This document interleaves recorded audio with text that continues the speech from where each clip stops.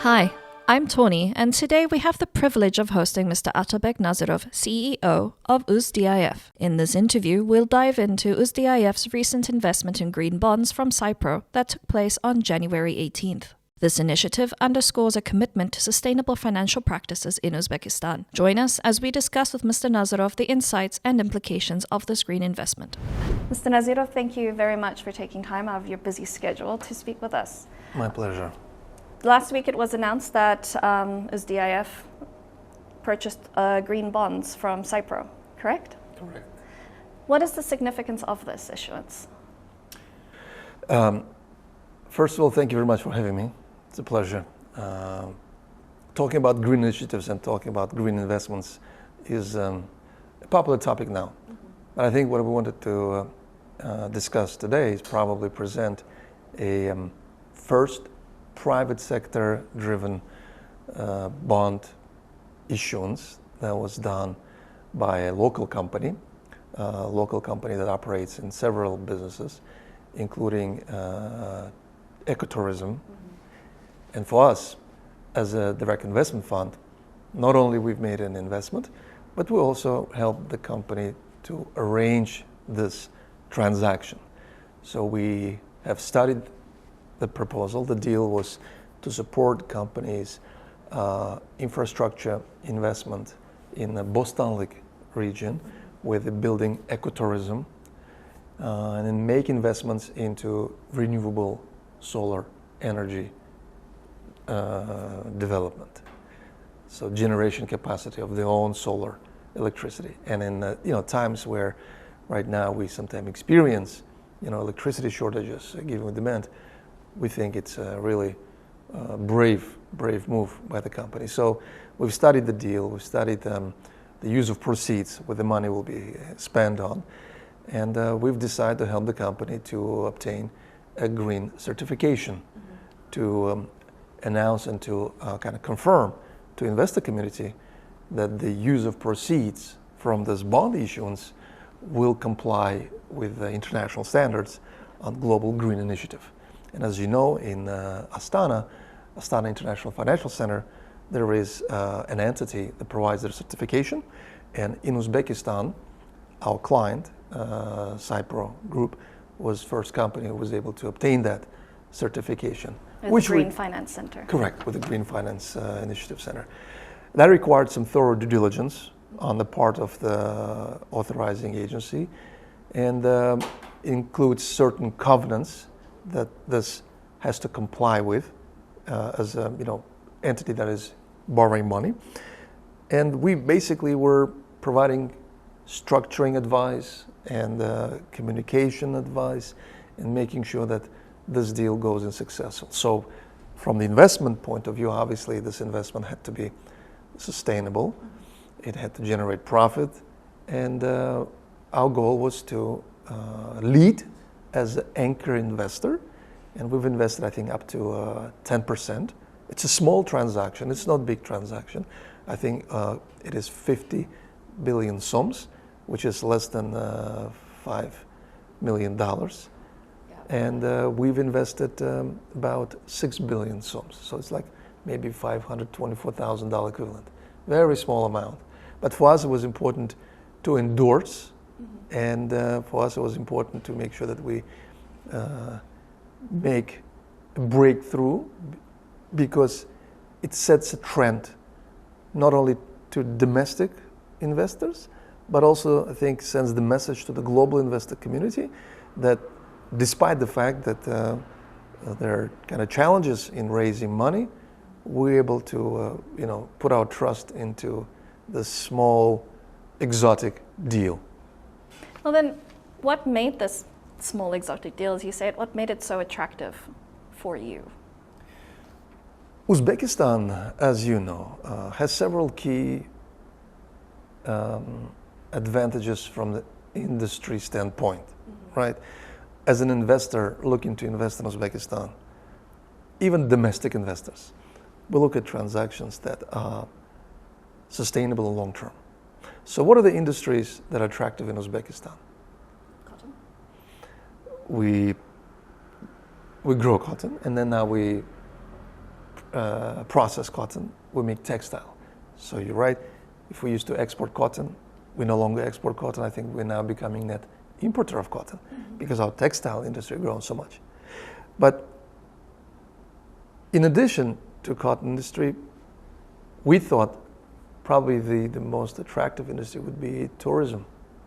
Uzbekistan has such a historical heritage, right? Really rich.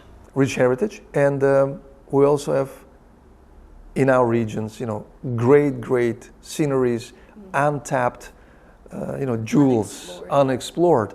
So Bostanlik area, as you know, about an hour and a half away, has some great locations where people can, come in and spend their weekends. So our client, SAIPRO Group, is building a facility to attract tourists and provide, let's say, tourism services, not only to international, but primarily to locals. Domestic tourism for people who live in Tashkent and looking for getaways to spend their weekends or weekdays. So we looked at the financials, we looked at the pro forma performance, and we realized that company's making progress. So it's not a startup. They're already in the business. They've been in business more than a year. Well established, doing very well in terms of occupancy.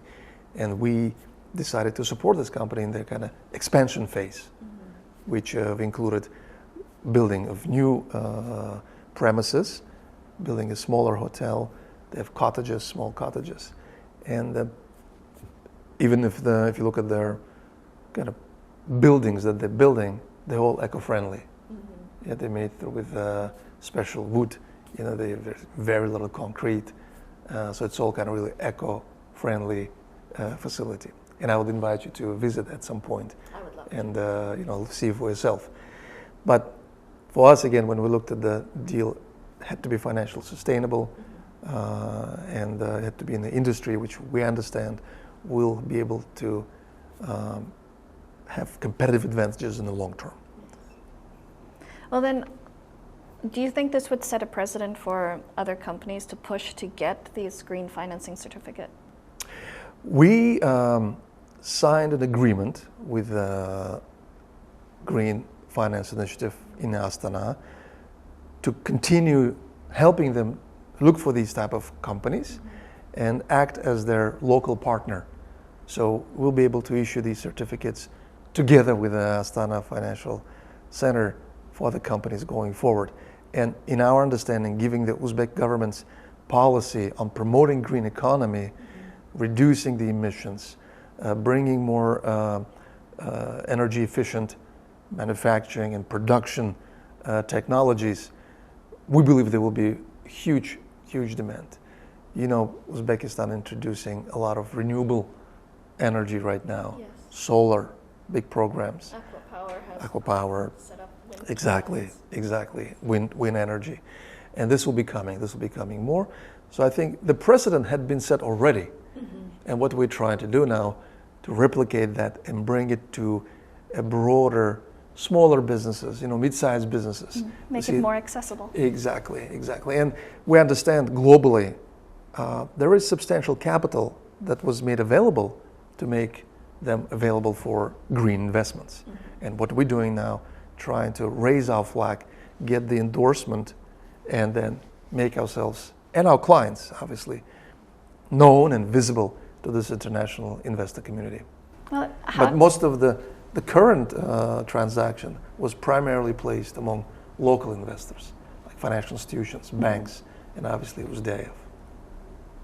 Now that is interesting, that it is primarily local investors. We didn't market internationally. I think demand was big enough to get this placed domestically. Well, what do you think is the significance of it being domestic investors as opposed to foreign entities? Look, the irony is with investments, even when international investors come in, they always ask, our locals are buying this paper, our locals are investing, because local investor community or local business people know our environment much better than international investors. Yes. Right? We therefore, I think, if we see local investor community building, trust and making that investment decision, it demonstrates that, it's sort of an endorsement, right? And I think, on the other hand, there is appetite from the local investor community to, diversify the investment portfolios. That's necessary as well. Exactly. Well, the banking sector provides opportunity for investments through the deposits, right? Yes. So if you ask local citizens or local financial institutions, where would they invest their money? Would they keep the liquidity? It will be with bank deposits. And maybe with government bonds, which is also picking up. Yes. Domestic currency market. But unfortunately, there are not enough instruments coming from private sector that are attractive. And giving the high risk reward formula, it is difficult sometimes to compete with bank deposits, to get people's attention and invest in something different. Well, then how could the businesses, how could they do that? Well, they have to share more of their profit. Do they have to have more transparency as well? Well, they have to have more transparency. They have to conduct their, audited financial statements. And they really need to be in industries that are providing more return on the investments. And the owners of businesses need to be willing to share more of their profit with investors. Sometimes, and again, maybe this is a side topic, I see entrepreneurs, not in public markets, but let's say in private markets, when they're raising money, they're willing to share more of their profit with the external investors because they want to get access to capital. Yes. So that's natural. And over time, that culture of risk sharing, the culture of profit sharing will be, I think, more systemic in our capital and financial ecosystem. And this will create more instruments. So it's like, the snowball effect. You need to keep pushing that snowball. And it will get bigger, and then eventually Exactly. It will run without any force. And you can't stop, because the moment you stop, it starts melting down. So you need to keep rolling the ball. Well, then speaking of the ball rolling, Uzbekistan's capital market, has been rolling for a couple of years now, and it was growing. Since the independence. Since independence. For many years. It never stopped. It didn't stop, but it was now it's opening up. Now it's more visible to the world. Because previously Uzbekistan was quite closed off. Now that it's more open, where do you see it going? What is the current state of it? Look, I'm very excited about the future of Uzbekistan capital markets after regulation of capital markets was assigned to National Agency of Prospective Projects. That agency is under the president, as you know, and that ticks the box in one of the IOSCO requirements. IOSCO is International Organization for Securities Exchange Commissions, and which means the agency or the entity that's responsible for capital markets must be independent from the government and from the other external influence. So that's one. Number two, the team and the talent that the national agency is developing right now is really good. They have a very energetic leadership, and they've kind of even, I've been working with them closely. Our fund has been working with them closely to ensure that we have kind of maybe share our experiences, what we did in the past in terms of assessment, diagnostics, and what has to be completed for the future. So I think, but we have to be realistic. It's not going to be quick, only because we have an existing system that is a little bit convoluted and conflicting. It's not like we don't have laws and regulations. We do, and but they need to have substantial upgrade, unification, and bringing them in line, as you said, with what is being conducted internationally. So, but that takes a lot of time. Introducing a small law amendment sometimes takes years, but imagine drafting a completely new law. Imagine integrating several exchanges, building one infrastructure.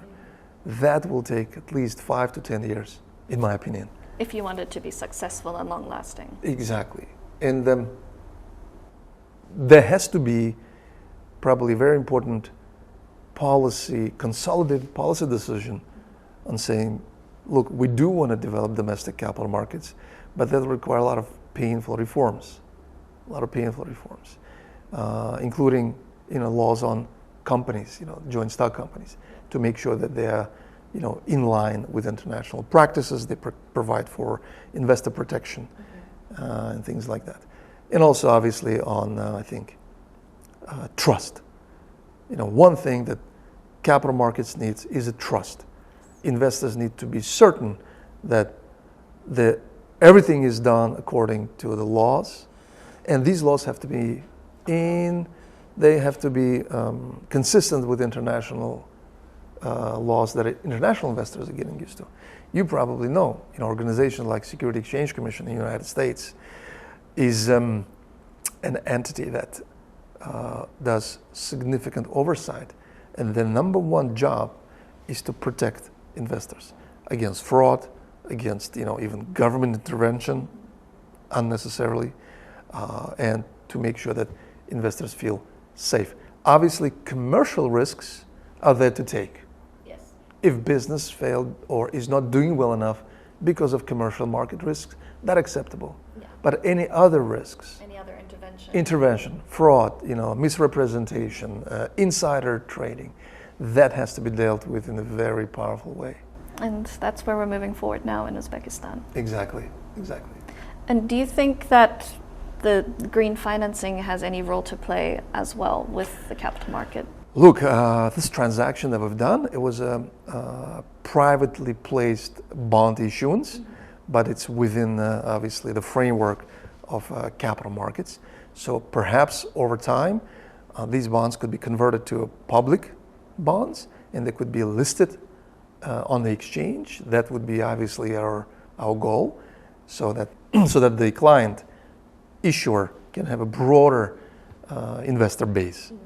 But I think once we kind of complete the stage of use of proceeds, when everything is done and ready, once we have our first monitoring reports, we can then potentially consider listing the bond. Do you have any future projects in the line that are similar to?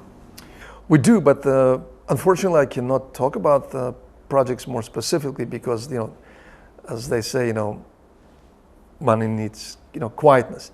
But we have transactions in the renewable sector supporting manufacturers or assemblers of renewable energy instruments.